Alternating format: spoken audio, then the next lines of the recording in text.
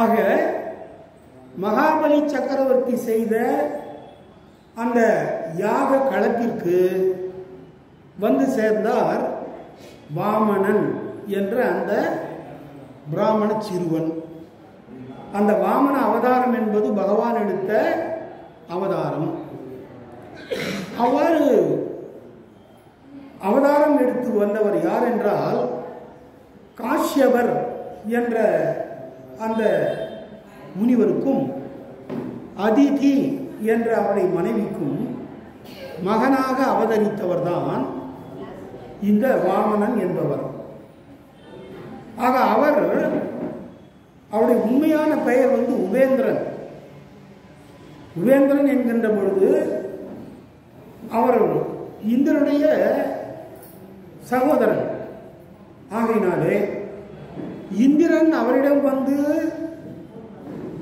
இந்த மகாபலி செய்கின்ற யாகத்தை தடுக்க வேண்டும் என்று கேட்டுக்கொண்டதனாலே அவரும் தான் நேராக திருமால் வடிவத்திலே விஷ்ணு வடிவத்திலே செல்லாமல் இப்படி ஒரு அந்தன சிறுவனாக சென்றார்.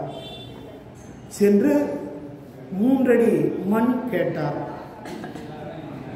கேட்டு அதை கொடுக்கிறேன் என்று சொன்னவுடனே சரி கொடுப்பதாக உறுதிமொழி சொல்லி எனக்கு தாரை வார்த்து கொடுங்கள் என்று கேட்கிறார் அந்த வாமன சிறுவன். அவனும் என்ன செய்கிறான்? தாரை வார்த்து கொடுக்க முற்படுகிறான். அந்த நேரத்திலே அந்த அசுரர்களுக்கு எல்லாம் குருவாக இருப்பவர் யார் என்றால் சுக்கராச்சாரியார். அந்த சுக்கராச்சாரியார் என்ன செய்கிறார்? வேண்டாம், இந்த தானத்தை நீ கொடுக்காதே. வந்திருப்பது சாதாரணமான அந்த ஒரு பிராமண சிறுவன் இல்லை, சாட்சாத் திருமால் தான் இவ்வாறு உன்னை ஏய்ப்பதற்காக ஏமாற்றுவதற்காக அவதாரம் எடுத்து வந்திருக்கிறார். ஆகையினாலே நீ இதற்கு ஒத்துக்கொள்ளாதே என்று கூறுகிறார் அந்த சுக்கராச்சாரியார். அப்போது அந்த அரக்காசுரன் என்ன சொன்னானாம்? அப்படி வந்திருப்பது உண்மையாகவே மகாவிஷ்ணுவாக இருந்தால் கூட நல்லதுதான், அதை பற்றி எனக்கு கவலை இல்லை. இந்த அகில லோகத்திற்கே தலைவராக இருக்கின்ற அவருடைய கை நான் தாரை வார்த்து கொடுக்கின்ற பொழுது கீழே இருக்கும், நான் தாரை வார்த்து கொடுக்கின்ற பொழுது என்னுடைய கைகளானவை மேலே இருக்கும். ஆகையினாலே இப்படிப்பட்ட ஒரு பெரும் பேரு பாக்கியம் எனக்கு கிடைக்காது என்று சொல்லி அந்த அரசன் ஒத்துக்கொள்ளுகிறான்.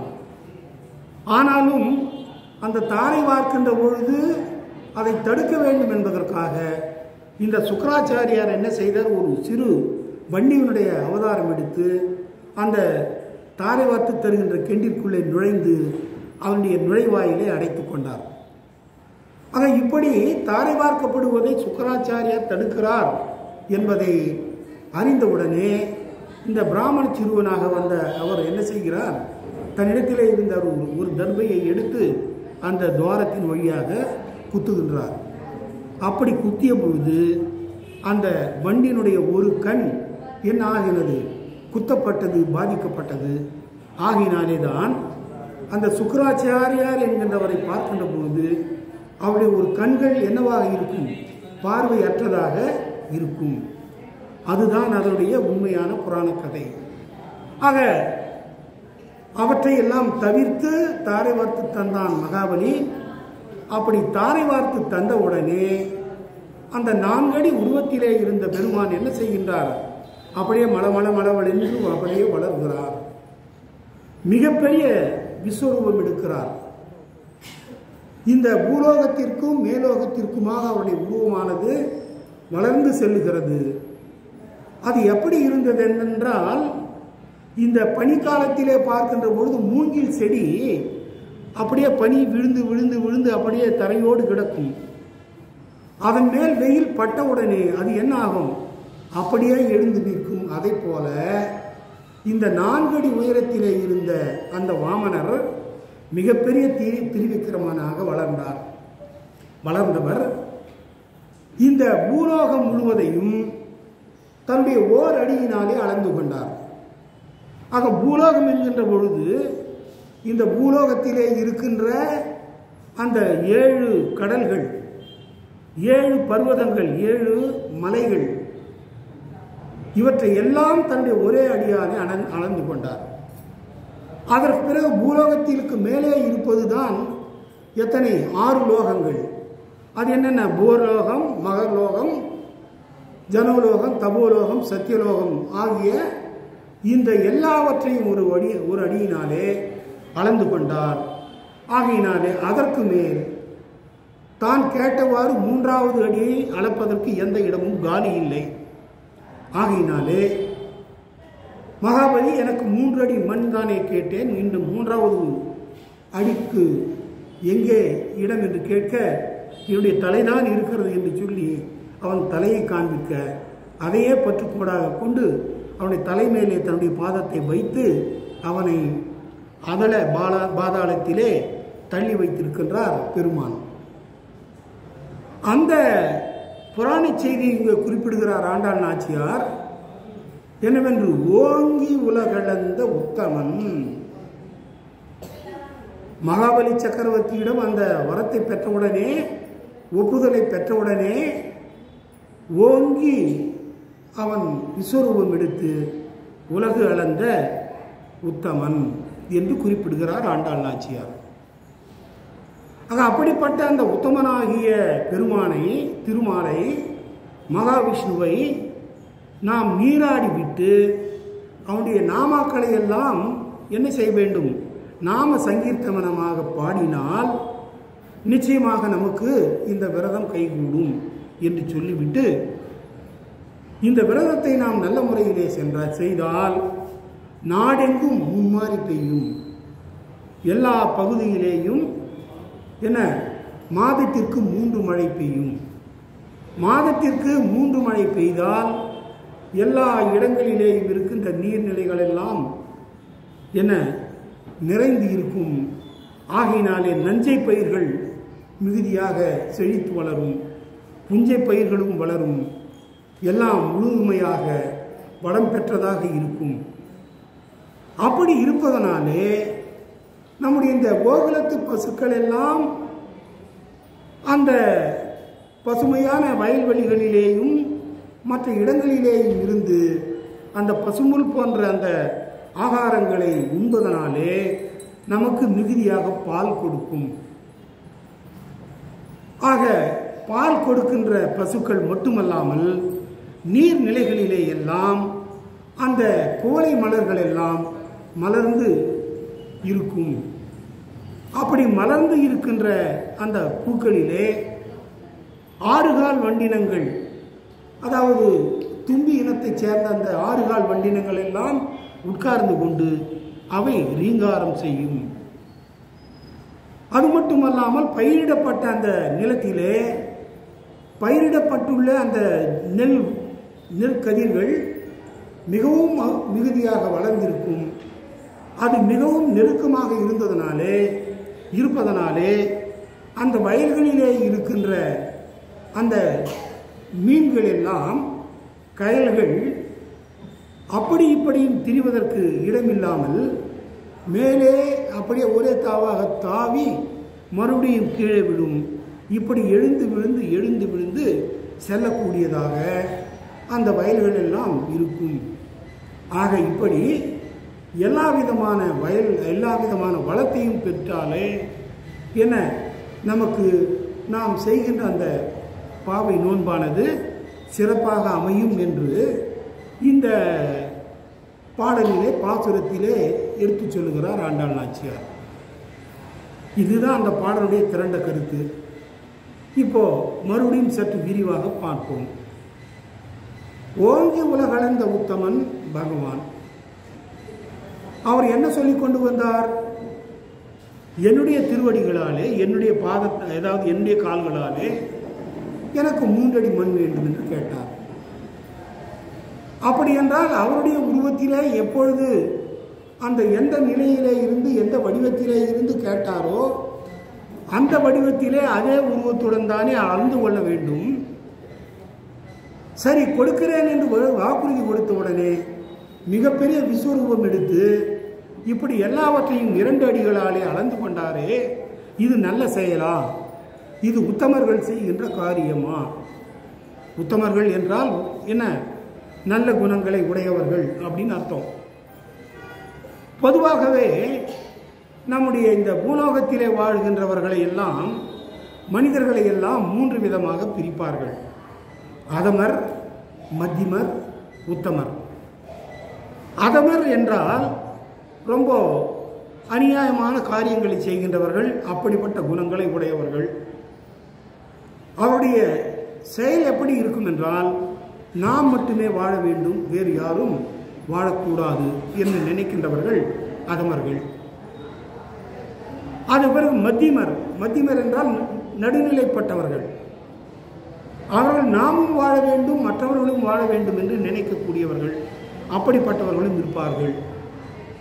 உத்தமர்கள் நமக்கு இல்லை என்றாலும் நம்மை சார்ந்தவர்கள் நல்ல முறையிலே இருக்க வேண்டும் என்று நினைக்கின்றவர்கள். அவர்கள்தான் உத்தமர்கள். ஆகையினால் அப்படிப்பட்ட உத்தம குணத்தை உடையவராக பகவான் இருக்கிறார். ஆகையினாலே தான் ஆண்டாள் நாச்சியார் இந்த இடத்திலே பெருமாளை உத்தமர் என்று குறிப்பிடுகிறார். இந்த மனிதர்களுடைய அந்த அதமர், மத்தியமர், உத்தமர் என்று பிரித்து சொல்லுவது 3 வகையான குணங்களுக்கு அடிப்படை. இதிலே அதமர்கள் என்பவர்கள் என்ன, அந்த தாமச குணம் என்று சொல்லுவார்கள். ரொம்ப மட்டமான புத்தி. அந்த மட்டமான புத்தி உடையவர்கள் தாமச குணத்தை உடையவர்கள். மத்தியமர்னு சொல்றோம் இல்லையா, நாமும் வாழணும் மற்றவர்களும் வாழணும். அவங்க யாருன்னா ராஜசம் என்ற குணத்தை உடையவர்கள். தனக்கு இல்லை என்றாலும் மற்றவர்கள் வாழ வேண்டும் என்று நினைக்கின்றவர்கள் தான் உத்தமர்கள். அப்ப இப்போ பெருமாளை உத்தமர்னு சொல்லாமா? எடுத்துக்கினாரே அப்படின்னா அவர் உத்தமர் தான். எப்படி அப்படின்னு ஒரு கேள்வி. அவர் எடுத்துக்கொண்ட அந்த 3 அடி நிலமும் அவர் சொந்தத்திற்காக வைத்துக் கொள்ளவில்லை. என்ன பண்ணாரு? தான் அளந்து எடுத்துக்கொண்ட அந்த 3 அடி நிலத்தையும், அந்த 3 அடி நிலத்துக்குள்ளே எல்லாம் அடங்கி போகுது. சொர்க்கலோகம். அந்த சொர்க்கலோகத்தில் இருக்கின்றவர்கள் தான் தேவர்கள். அந்த இந்திரனுடைய அமராவதி நகர் கூட அங்கே தான் இருக்கிறது. ஆகையினாலே தான் கவர்ந்து எடுத்துக்கொண்ட அந்த பகுதிகளை எல்லாம் இந்திரனுக்கும் தேவர்களுக்கும் கொடுத்து விடுகிறார். ஆகையினாலே அப்படி எடுத்துக்கொண்டவர் தானே வைத்துக்கொண்டு அனுபவிக்க வேண்டும் என்று நினைத்தால் அது தவறு. ஆனால் எடுத்துக்கொண்டதை அவர் மற்றவர்களுக்கு கொடுத்து விட்டார். அவர் தானம் செய்தார். தானம் வாங்கி தானம் கொடுத்தார். சரியா போச்சு இல்லையா? ஆகினால் அவர் மீது குறை சொல்லக்கூடாது. இன்னும் ஒரு வியாக்கியானம். இந்த அகில அண்டமும் யாருக்கு உரிமை உடையது? பகவானுக்கு உரிமை உடையது. அவர்தான் இந்த நில உலகத்தையே படைத்தார். மேல் 7 லோகங்கள், கீழ் 7 லோகங்கள், மொத்தம் 14 லோகங்களையும் படைத்தவர் அவர்தான். படைத்தவர் அவர்தான். ஆகையினாலே அவருக்கு தான் எல்லாம் சொந்தம். அவருக்கு சொந்தமான இடத்திலே அந்த மகாபலி சக்கரவர்த்தி என்ன செய்தான்? அங்கே வந்தவர்களுக்கு எல்லாம், யாசகம் கேட்டவர்களுக்கு எல்லாம் தனித்த இருந்த அந்த பொருளை எல்லாம் வாரி வாரி வழங்குகிறான். அது எப்படிப்பட்டதாக இருக்கிறது என்றால், இன்னும் சொல்லுவாங்கல்ல, கடை தேங்காய் எடுத்து வழிப்பிள்ளையாருக்கு உடைத்ததை போல பகவானுக்கு சொந்தமான நிலத்தை எடுத்து, அந்த பொருளை எடுத்து என்ன செய்கிறார்? மற்றவர்களுக்கு கொடுக்கிறான் அந்த மகாபலி. ஆகையினால் அது தவறு. சரி, போகட்டும். அவன் செய்ததிலாவது ஏதாவது நியாயம் இருக்கிறதா என்றால், அவன் யாகம் பண்றான். யாகம் பண்றவனை தடுத்துட்டாரு, நிலத்தை அபகரித்து கொண்டார்னா சரி. ஆனால் அவன் எதற்காக யாகம் செய்தான்? மற்றவர்களுக்காகவா? இல்லை. அல்லது இந்த லோகத்தினுடைய சேமத்திற்காகவா? இல்லை. அப்படி இந்த 100வது யாகத்தை செய்துவிட்டால் தனக்கு இந்திர பதவி கிடைக்கும் என்ற ஒரு சுயலாபத்திற்காக அவன் செய்கிறான். ஆகையினாலே அவன் செய்தது யாகமாகவே இருந்தாலும் கூட என்னது அதிலே சுயநோக்கம் இருக்கிறது. ஆகையினால் தனக்காக என்று அவன் செய்தது தவறு. ஆகையினாலே தான் அவனுடைய தவற்றை சுட்டி காட்டி அதை எடுத்துக்கொள்ளுகின்றார் பகவான். ஆகையினாலே அங்கே ஓங்கி உலகளந்த உத்தமர் என்று அற்புதமான அந்த உத்தமர் என்ற சொல்லை வைத்து ஆண்டாள் நாச்சியார் அருளி செய்திருக்கிறார். ஆக அப்படி நாமும் நம் பாவைக்கு சாற்று நீராடி அங்கிருந்து எடுக்கணும். நாம் பாவை நோன்பை செய்ய போகிறோம். அந்த பாவை நோன்பிற்கு செய்ய வேண்டிய நீராட்டத்தை முடித்துவிட்டு ஓங்கி உலா விளந்த உத்தமன் பேர் பாடினால் என்ன ஆகும்? ஓங்கி உலகளந்த உத்தமன் பேர் பாடி நாமும் நம் பாவைக்கு சாற்று நீராடினால் தீங்கின்றி நாடு எல்லாம் திங்கள் மாறி பெய்யும். தீமை இல்லாத மழை பெய்யும், நல்ல மழை பெய்யும். மழை பெய்யுதுன்னா 3 வகையான மழை பெய்ய வேண்டும் என்று சொல்லுவார்கள். அந்தணர்களுக்காக ஒரு மழை, 10 நாளுக்கு ஒரு முறை ஒரு மழை. அரசர்களுக்காக ஒரு மழை, 10 நாளுக்கு ஒரு முறை. கற்புடைய பெண்டிர்களுக்காக ஒரு மழை, 10 நாளுக்கு ஒரு முறை. இப்படி 3 மாதத்திற்கு 3 மழை பெய்தால் எந்த இடத்திலேயும் சேதாரம் இருக்காது. ஆனால் தண்ணீர் இல்லாமல் கஷ்டப்படணும். தண்ணீர் இல்லாமல் கஷ்டப்படுகின்ற அதே நேரத்தில் மிக்ஜாம் புயல் வந்து என்ன பண்ணிச்சு? நிறைய மழையை கூட்டிச்சு, எங்கே பார்த்தாலும் வெள்ளம். அதாவது பரவாயில்ல, புயல் வந்தது, மழை பெய்தது. அந்த சென்னை வாசிகள் எல்லாரும் குட்டையை ஆக்கிரமித்துக் கொண்டார்கள், ஏரியை நிரப்பி அதன் மேலே ஆக்கிரமித்துக் கொண்டார்கள், வீடு கட்டி கொண்டார்கள். ஆகையினாலே மழை பெய்த உடனே மழை அந்த வீடுகளை ஆக்கிரமித்துக் கொண்டது, அவர்களை ஆக்கிரமித்துக் கொண்டது. ஆனால் இப்போ அந்த தென்னாட்டில் கன்னியாகுமரி, திருநெல்வேலி, அதுக்கு பிறகு இன்னது இந்த 4-5 அந்த மாவட்டங்களிலே பெய்கின்ற அந்த பேய் மழை 95 சென்டிமீட்டர் மழை பெய்திருக்கு. 150 ஆண்டுகளுக்கு முன்னாலே தான் இப்படிப்பட்ட ஒரு பெரிய பேய் மழை பெய்தது. அந்த மழை இப்பொழுது பெய்கிறது என்றால் அதில் என்ன ஆகுது? அப்படியே ஒன்றும் எல்லாருக்கும் மக்களுக்கு துன்பத்தை கொடுத்துக்கிட்டு கடலோடு போய் அந்த நீர் சேர்ந்து விட போகிறது. 3 மழை பெய்தால் நல்ல மழையெல்லாம் மழைநீர் எல்லாம் சென்று அந்த ஏரி குளம் குட்டைகளில் தேங்கி இருக்கும், நிலத்தடி நீர் சுரக்கும், பயிர்த்தொழில் செய்யலாம், புஞ்சை பயிர்கள் செய்யலாம், எல்லாம் பண்ணலாம். ஆகையினாலே இந்த பாவை நோன்பை நாம் செய்வோமானால் தீங்கு இல்லாத மழை பெய்யும். அது 3 முறை திங்கள் மும்மாறி, திங்கள்னா மாதம்னு அர்த்தம், திங்கள் மும்மாறி பெய்யும். தீங்கின்றி நாடெல்லாம் திங்கள் மும்மாறி பெய்து. அப்படி பெய்ஞ்சதுன்னா ஓங்கு பெருஞ்சென்னல் ஊடு கயலுகள சென்னல் அப்படியே வளர்ந்து இப்போதான் வந்து அந்த நெற்பயிர்களுக்கெல்லாம் நெல் விளைஞ்சா போகுதுன்னு அதனுடைய தாழ் வளர்னா கூட பரவாயில்லன்னு ஒரு காலத்தில் 5008ன்னு ஒரு நெல் வகை கொண்டு வந்தாங்க. அந்த 5008னா அவ்வளோதான் வளரும், அதில் வந்து கதிர் வரும் அப்படின்னு சொல்லுவாங்க, என்னென்னோ செஞ்சாங்க.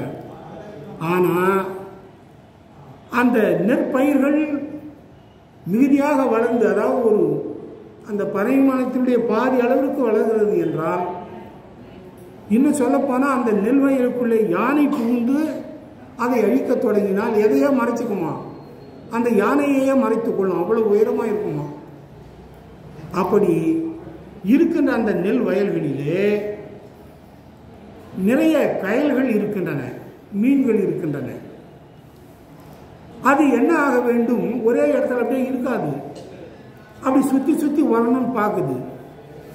அப்படி பார்க்கின்ற பொழுது இந்த நெற்பயிர்கள் எல்லாம் ரொம்ப நெருக்கமாக இருக்கிறதுனால அது போகிறதுக்கு வழியே இல்லையா. அப்படி வழியே இல்லாததுனால அது என்ன பண்ணுது? அப்படியே பட்டு ஒரு தாவுது, ஜம்ப் பண்ணுது, அடுத்த இடத்துல போய் விழுது.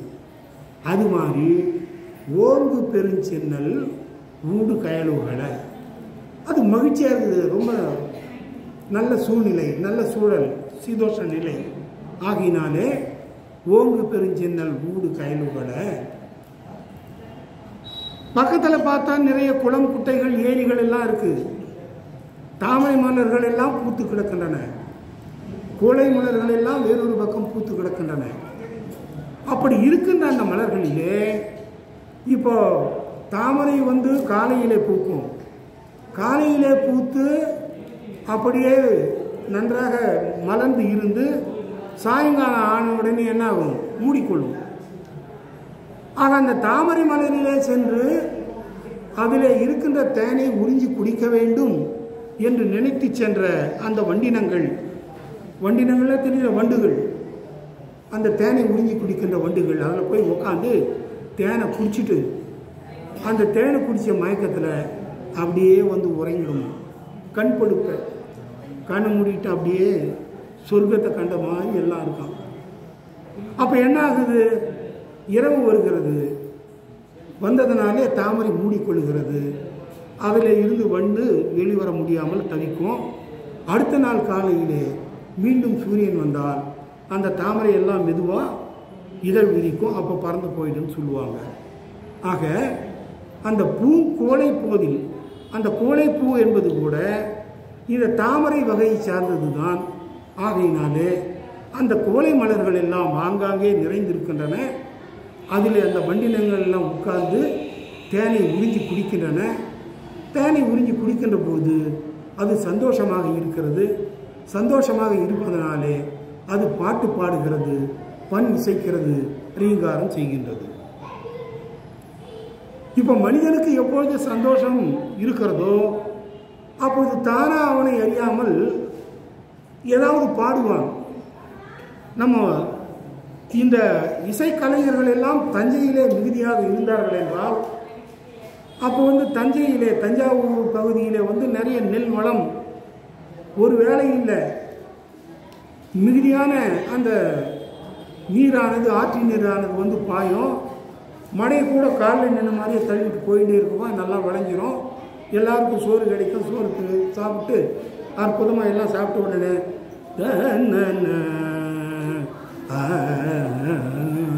அப்படின்னு தாளத்தை தட்டிண்டு, தொடையை தட்டிண்டு அப்படியே பாடுவோம். பாடனா அதில் இருந்து என்ன ஆச்சு? இசை பிறக்கும், இசை வளர்ச்சி என்று சொல்லுவார்கள். ஆக அப்படி இந்த கோலை மீன்கள் எல்லாம், அந்த கயல் மீன்கள் எல்லாம் துள்ளி திரிகின்றன. பூங்குவளை போதில் பொறிவண்டு கண்படுப்ப. சரி, அடுத்தது தேங்காதே பூக்கிருந்து சீர்த்த முல்லை பற்றி. தேங்காதே பூக்கிருந்து சீர்த்த முல்லை பற்றி வாங்க கூடும் நிறைக்கும் வள்ளல் பெரும் பசுக்கள். வாங்க கூடும் நிறைக்கும் வள்ளல் பெரும் பசுக்கள். நீங்காத செல்வம், நீங்காத செல்வம் நிறைந்தேலோரெம்பாவாய். நீங்காத செல்வம் நிறைந்தேலோரெம்பாவாய். பசுக்கள், வள்ளல் பெரும் பசுக்கள். வள்ளல்னா என்ன பண்ணுவான்? தன்னிடத்திலே இருக்கின்ற பொருளை, தன்னுடைய பொருளை வாரி வாரி வழங்குவான். இப்போ ஏதோ கொஞ்சம் எடுத்துட்டு போகிறது, ஏதோ நிவாரண பொருள் கொடுக்குறோம் அப்படின்னு நிறைய பேர் போவாங்க. நல்லா அற்புதமாக கேமராலாம் செட் பண்ணி வச்சுக்குவாங்க. வச்சுட்டு அவங்க அந்த உதவி கொடுக்குற மாதிரி நல்லா ஒரு போஸ், ஏதாவது ஃபோட்டோ ஷூட் அப்படின்னு ஃபோட்டோ வச்சு ஷூட் பண்ணிவிட்டு அது அப்படியே டிவிலெலாம் போட்டோன்னா எல்லாம் கொடுக்குறாரு, ஆனால் அற்புதமாக கவனிக்கிறாயா அப்படின்ட்டு ஜனங்க ஏமாறுறாங்க. அப்படி கிடையாது. தன்னுடைய பொருளை எடுத்து வாரி வாரி வாரி வழங்கி கொண்டே இருப்பவன் தான் உண்மையான வள்ளல், தன்னுடைய பொருளை. ஆக அப்படி இந்த பசுக்கள் எல்லாம் நல்ல ஆரோக்கியத்துடன், நல்ல உடற்கட்டுடன், பெருத்த அந்த மடிகளை உடையதாக இருப்பதனாலே அதை பால் கறக்க தொடங்கினா அது என்ன நிறைய பாலை கொடுத்து கொண்டே இருக்கும். எதை போல? வள்ளலை போல. ஆக தேங்காதே புக்கிருந்து சீர்த்த முனை பற்றி வாங்க குடம் நிறைக்கும் குடங்குடமாக கொடுக்கின்ற வள்ளல் பெரும் பசுக்கள் நீங்காத செல்வம் நிறையும். நமக்கு அந்த நீங்காத செல்வமாக நம்முடைய இந்த ஆய்வாடியானது இருக்கும், விளங்கும். ஆக இப்படிப்பட்ட ஒரு நிலை நமக்கு ஏற்பட வேண்டுமானால் நாம் என்ன செய்ய வேண்டும்? இந்த பாவை நோன்பை சிறப்பாக செய்ய வேண்டும். அப்பொழுதுதான் நமக்கு நல்ல பேர் உண்டாகும் என்று அந்த இடத்திலே நாம் அதை ஆண்டாள் நாச்சியார் சொல்லுவதாக வைத்துக்கொள்ள வேண்டும். இதில் அந்த ஓங்கி உலகளந்த உத்தமன் உலக அளந்தார். இரண்டாவது அடி என்ன செய்தது? வானுலகத்தை எல்லாம் பிளந்து கொண்டு நேர எங்கே போச்சு? சத்தியலோகம் வரையிலே போனது. சத்தியலோகம் வரையிலே சென்று அந்த பிரம்மலோகத்திலே அவருடைய பாதங்கள் சென்று நுழைந்ததை பார்த்தவுடனே அந்த சத்தியலோகத்தில் இருக்கின்றவர் யாரு? பிரம்மா. பிரம்மா தானே சத்தியலோகத்தில் இருக்கிறார். சத்தியலோகத்துக்கு மேல்பட்ட ஒரு பகுதி தான் அந்த வைகுண்டம் என்பது. அந்த சத்தியலோகத்துக்கு சமமாக வேறொரு இருப்பது கைலாயம். ஆக கைலாயம், அதுக்கு பிறகு சத்தியலோகம், வைகுண்டம்னு மேலே போகும். அப்படி செல்லுகின்ற போது அங்கே அந்த பெருமானுடைய திருவடிகளுக்கு பாத பூஜை செய்கின்றார் யாரு? பிரம்மா. அப்படி பாத பூஜை செய்த பொழுது என்ன ஆச்சு? அந்த பாத பூஜை செய்யப்பட்ட நீர் கங்கையாக, கங்கை பிரவாகமாக பெருக்கெடுத்து ஓடி வந்தது.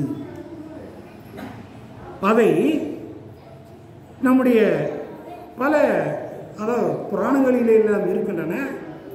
இருந்தாலும் அன்னமாச்சாரியார் என்ன பண்றாருன்னா,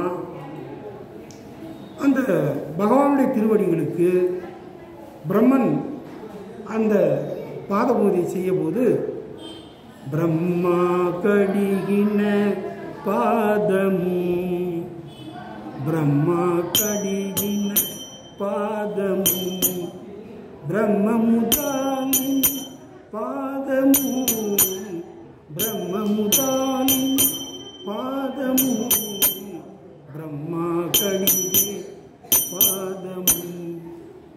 அந்த பகவானுடைய பாதங்கள் பிரம்மலோகத்திற்கு சென்றபோது பிரம்மா அதற்கு பாத பூஜை செய்கிறார். பாத பூஜை செய்து அந்த பாதங்களுக்கு முத்தம் கொடுக்கிறார். கடிகினா அந்த இது செய்துன்னு அர்த்தம். ஏன்னா இப்போ நம்ம பாத பூஜை செய்யறோம் இல்லையா, அதுதான் பிரம்மா கடிகிலே பாதமும் பிரம்ம முத்தாலினி பாதமும் அப்படின்னு பாடிக்கொண்டே வருகின்றவர். இன்னொரு இடத்திலே காமினி பாவம் கடிகின பாதமும், காமினி பாவம் கடிகின பாதமும், பாமுதலின பாதமும். அந்த பாதங்கள் என்ன செய்கின்றன? காமினியினுடைய பாதங்களை போக்கின. அந்த காமினி யார் என்று கேட்கிற போது நம்முடைய அந்த முனிவர் இருக்கிறாரு. அந்த முனிவருடைய மாணவியான அகல்யா என்று சொல்லுவார்கள். அந்த அகல்யினுடைய சாபத்தை தீர்த்தவர் பெருமான். ஆகையினாலே அது ராமாவதாரத்திலே நடந்தாலும் அது பகவான் மகாவிஷ்ணுடைய அவதாரம், மூல அவதாரம். ஆகையினாலே பாமு காமினி பாவமும் கடிகின பாதமும், பாமு தலை நீடின பாதமும், பாம்பின் தலை மேலே ஏறி நடனமாடிய பாதங்கள். பாம்பின் தலை மேலே ஏறி நடனமாடிய பாதங்கள் யாருடைய பாதங்கள்?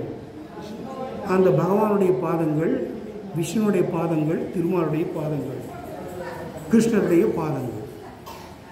அந்த பகவான் கிருஷ்ணர் ஆயர்வாடியிலே இருந்தபோது அந்த மக்கள் எல்லோரும் பயந்த ஒரு மிகப்பெரிய விஷப்பாம்பு அந்த காளிங்கன்.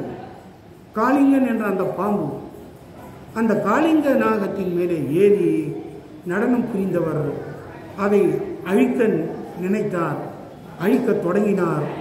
ஆனால் அந்த காளிங்கனுடைய மனைவிமார்கள் எல்லாம் வந்து வேண்டாம் என்று கேட்டுக்கொண்ட உடனே அதற்கு விமோசனம் கொடுத்து இந்த இடத்தை விட்டு ஓடிப்போய் என்று விரட்டியவர் என்று அந்த பிரம்மா கணிகின பாதம் என்ற அந்த பாடலிலே பாடப்படும். இன்னொன்று என்னன்னா, இந்த கங்கையாறு தெரித்து வந்தது. அப்படி வந்த பொழுது ஒரு சிறு பகுதி அங்கே அந்த பாதத்திலே இருந்த சிலம்பின் மேலே தெரித்து விழுந்ததனாலே அது என்ன செய்தது, அப்படியே பூலோகத்தை வந்து ஓரிடத்திலே விழுந்தது. அப்படி விழுந்தது தான் எது என்றால், நம்முடைய கள்ளழகர் கோயில் இருக்கு இல்லையா, திருமாலிருஞ்சோலை மலை.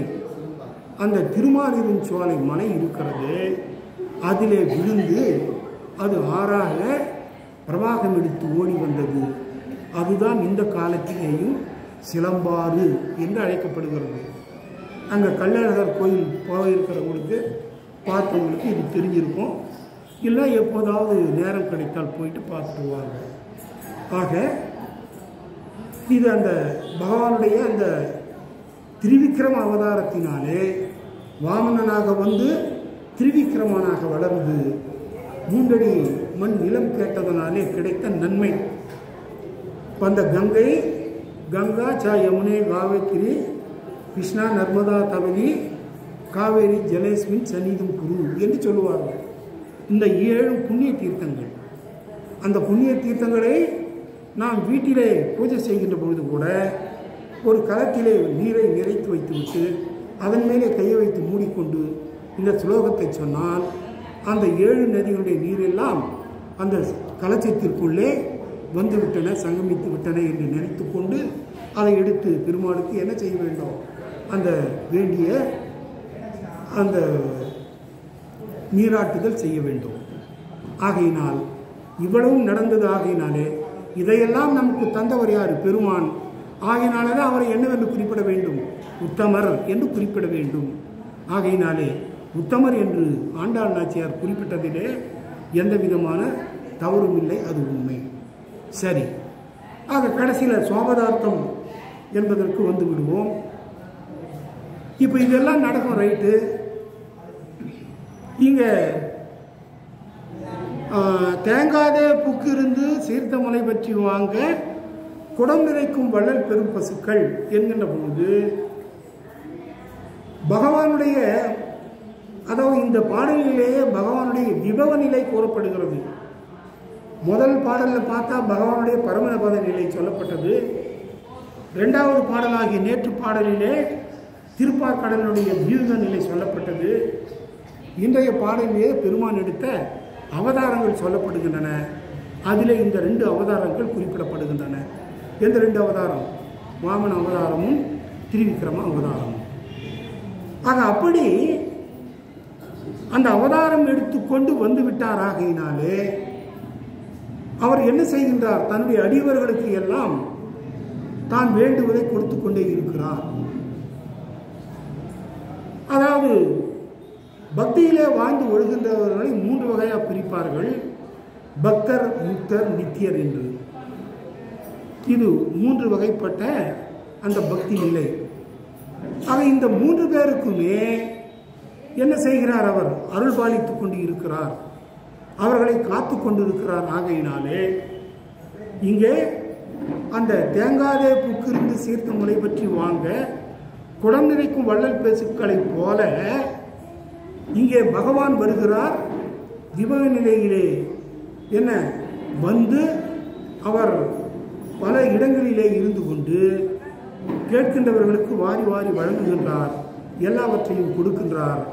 பக்தர், முக்தர், நித்தியர்களுக்கு அருள் பாலிப்பதை போல தன்னுடைய அடியவர்கள் எல்லாருக்கும் என்ன வேண்டும் வரங்களை எல்லாம் வழங்கி கொண்டே வருகிறார் என்பது இந்த பாடலிலே இருக்கின்ற ஒரு சுவாபதார்த்தம்.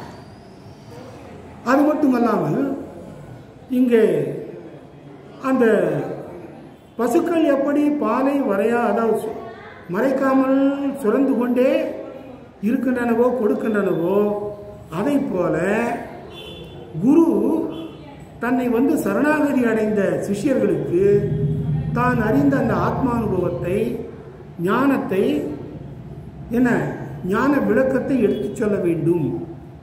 அதை போல இந்த பசுக்கள் கொடுத்தன, குருவை போல பசுக்கள் கொடுத்தன அப்படின்றது அந்த ஒரு வரியிலே இருக்கின்ற 2 வகையான சுவாபதார்த்தங்கள். சுவாபதார்த்தம்னா அதில் இருக்கிற உள்ளுரை பொருள் அப்படின்னு அர்த்தம். இன்னும் ஒன்று என்னன்னா, அந்த ஓங்கு பெருஞ்சென்னல் ஊடு கயல் ஓல. அப்போ கயல் மீன்கள் எல்லாம் துள்ளி எழுந்து விழுந்து செல்கின்றன என்றால் அவையெல்லாம் மகிழ்ச்சியிலே இருக்கின்றன அர்த்தம் இல்லையா? அப்படி மகிழ்ச்சியிலே எல்லாரும் இருக்கின்றார்கள். மேலே சொன்ன அந்த பக்தர் முக்தர் நித்தியர் மட்டுமல்லாமல் ஆர்த்தர், அத்தாட்சி, ஜின்னாசு, ஞானி என்ற எல்லா வகைப்பட்ட மக்களும் பகவானுடைய அந்த கிருபையிலே ஊறிக்கொண்டு பிழைத்து கொண்டு சந்தோஷமாக இருக்கின்றார்கள். எதை போல? அந்த மீன்கள் சந்தோஷமாக இருப்பதை போல இவர்கள் இருக்கிறார்கள் என்பது இதிலே கூறப்படுகிற மற்றொரு உள்ளுரை பொருள். ஆக ஊடு கயல்வுகள பூங்குவளை போதில் பொறிவண்டு கண்படுப்ப. அந்த மலருக்குள்ளே எப்படி சென்று வண்டினங்கள் தங்கி இருக்கின்றனவோ அதை போல ஞானிகளுடைய உள்ளத்திலே, நல்லவர்களுடைய உள்ளத்திலே, தர்மவான்களுடைய உள்ளத்திலே, தன்னை பூஜிப்பவருடைய உள்ளத்திலே பகவான் அங்கே இருந்து கொண்டு, அதாவது அவருடைய உடலிற்கு உள்ளே சென்று அந்த உள்ளத்திலே உறைந்து கொண்டு இருப்பது போன்றது எது?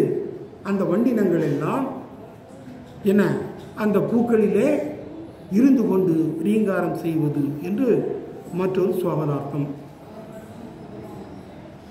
ஆக பூங்குவளை போதில் பொறிவண்டு கண்படுப்ப, தேங்காதை பூக்களிலே சேர்த்த முறை பற்றி வாங்க குரலைக்கு வல்லம் பேசுபவர்கள் நீங்காத செல்வம்.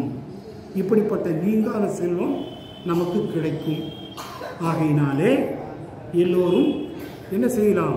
இந்த பாவை நோன்பை நல்ல முறையிலே செய்யலாம், வாருங்கள் என்று சொல்லி அழைத்து பகவானுடைய விபவ நிலையையும் இதிலே வாமன திரிவிக்ரம அவதாரங்களை பற்றிய பெருமையையும், அந்த மகாபலி சக்கரவர்த்தி தான் அடுத்து இந்த பிரம்மன் முடிந்து இந்த லோகம் அழிகின்ற பொழுது அடுத்த பிரம்மாவாக வரப்போகிறவர் யார்தான்? அந்த மகாபலி சக்கரவர்த்தி.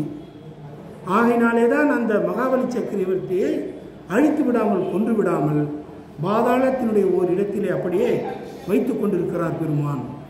இப்பொழுது அந்த பிரம்மனுடைய 100 ஆண்டு வாழ்க்கை அது ரொம்ப பெருசு. இன்னொரு நாளைக்கு அதை பார்க்கலாம். அந்த பகல் பொழுது முடிந்து இப்போதான் பிரம்மாவுக்கு 51வது ஆண்டு நடந்து கொண்டிருக்கிறது. அப்போ இந்த உலகம் அழியணும்னா இன்னும் 49 பிரம்மாண்டுகள் இருக்கணும். அப்படி அழிகின்ற பொழுது அங்கே அந்த மகாபலி சக்கரவர்த்தி இந்திரனாக வருவான். அங்கே பிரம்மாவாக ஆஞ்சநேயர் வருவார். அடுத்த பிரம்மா யாரு? ஆஞ்சநேயர் என்று நம்முடைய அந்த புராண இதிகாசங்களை அறிந்தவர்கள், கணித்தவர்கள் குறித்து வைத்திருக்கிறார்கள். அதில் நம்ம கூட சொல்ல முடியாது. நாம் கூட நல்ல ஒழுக்கங்களை பின்பற்றி புண்ணியம் செய்கின்றவர்களாக வாழ்ந்தால், பொறாமை அற்றவர்களாக வாழ்ந்தால், கடவுளுக்கு முன் எல்லோரும் சமம், எல்லாருடைய பக்தியும் ஏற்றுக்கொள்ளக்கூடியது, நான் செய்கிறது தான் பக்தி, மற்றதெல்லாம் சும்மா அப்படின்னு சில பேர்லாம் நினைத்து கொண்டு தவறான பாதைக்கு செல்லு கொண்டிருக்கிறார்கள். அதெல்லாம் தவறு. ஆகையினாலே எப்பொருள் யார் யாரால் கேட்பினும் அப்பொருள் மெய்ப்பொருள் காண்பது அறிவுன்ற மாதிரி யார் எதை சொன்னாலும் அதில் இருக்கிற உண்மைத்தன்மையை, அதனை சிறப்பினை அறிந்து கொண்டு எல்லோரும் நல்ல முறையிலே வாழ்வதற்கு இப்படிப்பட்ட இந்த சத் சங்கங்கள் எல்லாம் நமக்கு வழிவகுத்து கொடுக்கின்றன. ஆகையினாலே இன்னும் நிறைய பேர் வர வேண்டும். ஈச் ஒன் கேட்ச் ஒன்னு சொல்லுவாங்க ஆங்கிலத்தில். ஒவ்வொருவரும் வேறு ஒருவரை அழைத்து வாருங்கள்னு. கொஞ்சம் உங்கள் பகுதியிலே ஆலயங்கள் இருந்தால் அந்த பகுதியிலே கொடுப்பதற்கு வீணடிக்காமல் கொடுக்குறதா இருந்தால் இந்த நோட்டீஸை எடுத்துன்னு போங்க, எடுத்துன்னு போயிட்டு கொடுங்க, எல்லாரையும் வர சொல்லுங்கள். இன்றைக்கு இந்த 3வது பாசுரத்துடைய பொருளும் வியாக்கியானங்களும் சிறந்த முறையிலே முற்று பெற்றன. நாளைக்கு மழை வேண்டும் இல்லையா, அந்த மழை பெய்ய வேண்டும் என்று வருண பகவானை எவ்வாறு இந்த கன்னிப்பெண்கள் எல்லாம் வாழ்த்தி போற்றுகின்றார்கள் என்பதை பற்றி பார்க்க போகிறோம். கொஞ்சம் முன்னாடியே வந்துடுங்க. நான் ஏற்கனவே தொடங்கிட்டேன். 6:35 தொடங்கி இந்த நம்ம இது தொடங்குறதுக்கு முன்னாடியே என்னது நைவேத்தியத்துக்கு முன்னாடியே நிறைய சொல்லி முடித்தேன்.